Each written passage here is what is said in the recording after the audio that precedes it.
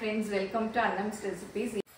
இப்போ நல்லா எல்லாம் வெந்திருச்சு, சீனியும் கரைஞ்சிருச்சு. முந்திரி ஏலக்காய் போட்டுடலாம். நீங்களும் நெய்வேத்தியத்துக்கு இந்த மாதிரி பாயாசங்கள்லாம் என்னென்ன செய்வீங்க அப்படிங்கிறதெல்லாம் மறக்காமல் கமெண்ட்டில் சொல்லுங்கள்.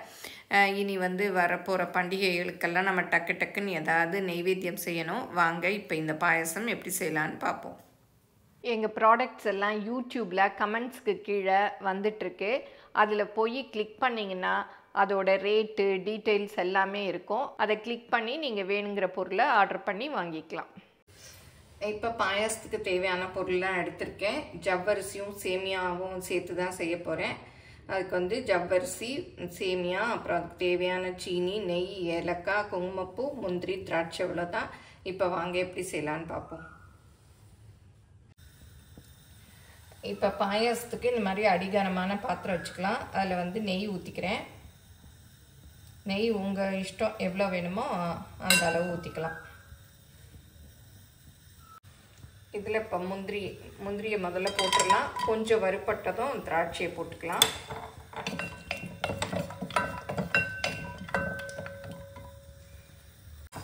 இப்போ முந்திரி நல்லா ப்ரௌன் ஆகிட்டே வருது. இப்போ கிஸ்மிஸையும் போட்டுக்கலாம்.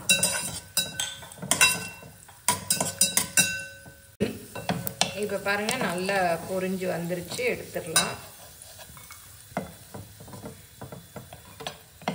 இப்போ அதே நெய்யில் ஜவ்வரிசியை போட்டுக்கலாம். நான் குட்டி ஜவ்வரிசி டிமார்ட்டில் கிடச்சிது, அதுதான் வாங்கியிருக்கேன். நல்லா பொரியட்டும்.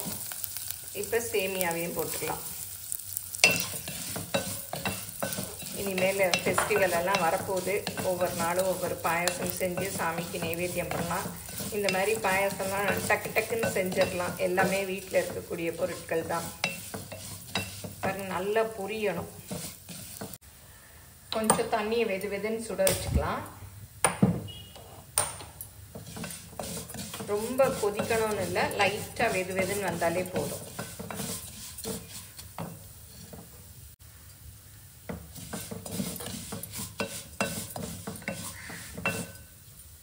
இப்போ வெதுன்னு வந்துருச்சு. இது அப்படியே இதில் ஊற்றிடலாம்.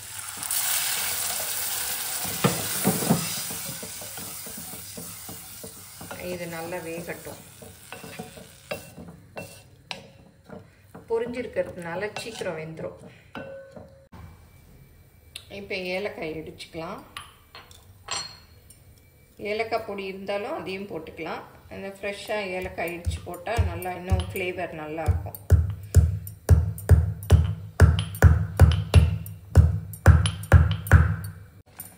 பாருங்கள், ஜவ்வரிசியும் சேமியாவும் வெந்துருச்சு. டக்குன்னு ஒரு 5 நிமிஷம் தான். நம்ம நெய்யில் பொரிச்சிட்டு போடுறதுனால டக்குன்னு வெந்துடும்.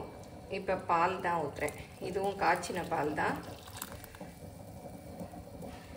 உங்களுக்கு எவ்வளோ பாயசம் வேணுமோ அதுக்கு பார்த்து ஊற்றிக்கங்க. அப்படி உங்களுக்கு இறுகி போச்சுனாலும் அப்புறம் கூட நீங்கள் பால் ஊற்றிக்கலாம். இது கொஞ்ச நேரம் நல்லா கொதிக்கட்டும். நீங்களும் சுவையாக சமைக்கணுமா? எங்கள் மசாலா பொடிகளை யூஸ் பண்ணி பாருங்கள். அதெல்லாம் வாங்கணுன்னா ஸ்க்ரீனில் வர்ற வெப்சைட்டுக்கும் வாட்ஸ்அப் நம்பருக்கும் போய் ஆர்டர் பண்ணிங்கன்னா நீங்கள் வேணுங்கிறத வாங்கிக்கலாம். இப்போ பால் நல்லா கொதிச்சிட்ருக்கு. இந்த தட்டி வச்சுருக்கோம் இல்லையா ஏலக்காய் பொடி, அதை போட்டுக்கலாம்.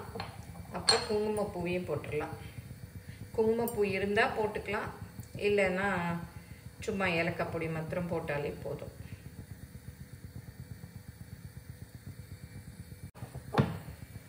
சேமியா ஜவ்வரிசிலாம் நல்லா வெந்துருச்சான்னு பார்க்கலாம். பாருங்கள், நல்லா வெந்துருச்சு. இப்போ சீனியை போட்டுக்கலாம். ஃபஸ்ட்டே சீனி போட்டுட்டோன்னா வேகாது. கொஞ்சம் சீனி நிறுத்தி வச்சுருக்கேன், பார்த்துட்டு கொஞ்சம் போட்டுக்கலாம்.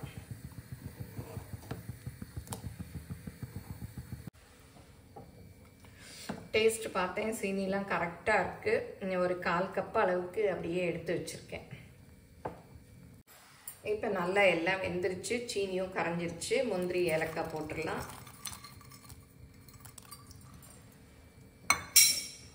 அப்படியே ஆஃப் பண்ணி வச்சிடலாம். அது ஆற இறுகிடும். அப்புறம் நம்ம சர்வ் பண்ணுற நேரம் கெட்டியாச்சுன்னா பால் ஊற்றி நம்ம கொஞ்சம் தண்ணி ஆக்கிக்கலாம். இப்போ பாயசம் ரெடி. வெறும் சேமியா வச்சும் பண்ணலாம், இல்லை வெறும் ஜவ்வரிசி வச்சும் பண்ணலாம், இல்லை இந்த மாதிரி ரெண்டையும் சேர்த்தும் பண்ணலாம். ரொம்ப டேஸ்டியாக இருக்கும். இன்னும் நல்லா ரிச்சாக வேணும்னா கண்டென்ஸ்டு மில்க் இருக்குது இல்லையா, சீனியை கொஞ்சம் குறைச்சிட்டு அதை சேர்த்துக்கலாம். இன்னும் ரொம்ப ரிச்சாக இருக்கும். நம்ம நெய்வேத்தியத்துக்கு டக்குன்னு செய்யணுன்னா கொஞ்சம் ஜவ்வரிசி எடுத்து டக்குன்னு செய்யலாம். நீங்கள் எந்த பாயசம்லாம் செய்வீங்க அப்படிங்கிறதெல்லாம் மறக்காமல் கமெண்ட்டில் சொல்லுங்கள். இந்த வீடியோ பிடிச்சிருந்தால் லைக் பண்ணுங்கள், உங்கள் ஃப்ரெண்ட்ஸுக்கும் ஷேர் பண்ணுங்கள். ஃபேஸ்புக், இன்ஸ்டாகிராமில் அன்னம்ஸ் ரெசிபீஸை ஃபாலோ பண்ணுங்கள். எங்கள் சேனலை மறக்காமல் சப்ஸ்கிரைப் பண்ணி வச்சுக்கோங்க. தேங்க்யூ.